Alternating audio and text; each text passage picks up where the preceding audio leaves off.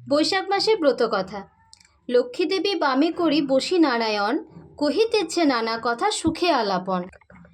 দেবী প্রতে কহে হাসি দেব নারায়ণ, পৃথিবীতে তব ভক্ত কোন কোন জন। নারায়ণের বাক্য শুনে লক্ষ্মীদেবী কন, মোরে পূজে রতা হলো অতি ভক্তজন। শোনো প্রভু মোর ভক্ত মগদে তার বাস, যাতে কাঠুরিয়া সে দুঃখেতে কাটাই 12 মাস। রতা নাম ধরে তারে ধার্মিক সজ্জন, রাত দিন সদা চিন্তা লক্ষ্মী শ্রীচরণ। প্রতিদিন বন থেকে 5 বোঝা কাষ্ঠ কাঠি লয়, রজকেরে দিয়ে 1 মোট বস্ত্র সাপ করিবারে কয়। সহিসেরে 1 মোট দিয়ে বাকি মোট বাজারে বেচিয়া, চাল ডাল আদি কিনি রন্ধন করে ভোজন লাগিয়া। সহসা বাদশাহ একদিন তারে দেখিয়া ভ্রমণে, রাজা বুঝি আসে বাদশাহ ভাবে মনে মনে।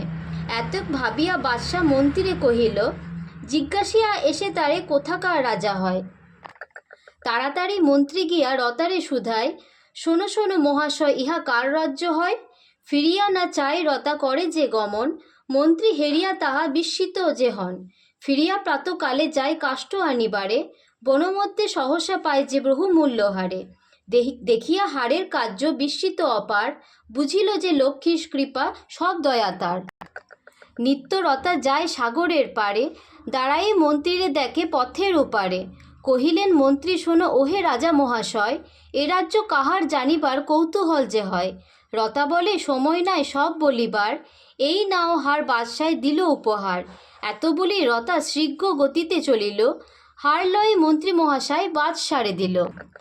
বিদায় লইল বাদশার লয়ে রতার উপহার, মগধের রাজারে বাদশাহ দেন অমূল্য উপহার। হারের বদলে রাজা 4 অশ্ব উপহার দিল তাহারে, বাদশাহ ভাবে এই অশ্ব উপহার দিব রতারে। বিদায় হইয়া বাদশাহ রতার গ্রামে যে আসিল, আসিয়া গ্রামে বাদশাহ রতার সন্ধান করিল। প্রতিবেশী মুখে রতা এই বার্তা যে শুনিল, বাদশার অনুচর তাতে খুঁজিতে লাগিল। সন্ন্যাসীর বেশ ধরিয়া রতা যে তখন, অরণ্য মোড়ে স্তব করে করিয়া যতন।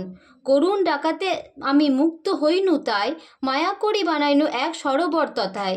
সেই সরোবরে যত সব হংস ও বিদ্যাধরী, আনন্দে স্নান করে তাহারই মাঝারি। তাদের বসায় বসন যত হইল লইল রতা হরি, বৃক্ষ আড়ে রহে সে গোপন যে করি।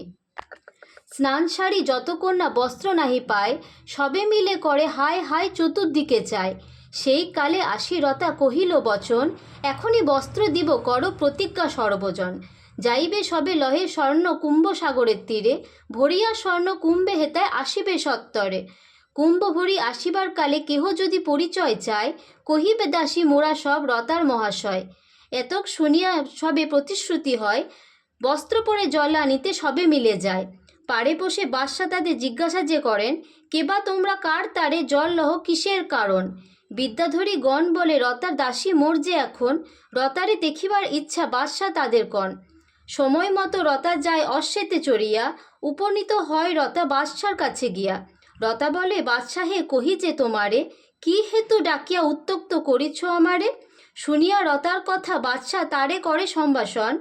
রতা কহে বাদশাহ ওহে শোনো মোর কথন, বাজি খেলে মগধ রাজ্য জয় করিবে যখন, লইব আমি 4 অশ্ব আনন্দিত মন। বাক্য শুনি বাদশাহ গেল মগধ রাজার পানে, জয় করি রতারে বসায় মগধের সিংহাসনে। রাজা হইল কাঠুরে রতা দেখে সর্বজন, যথারীতি করে রতা লক্ষ্মীর পূজন। লক্ষ্মীর বাক্য শুনি তুষ্ট হইল নারায়ণ, লক্ষ্মীর পদ্ম পুজো সবে হয় এক মন।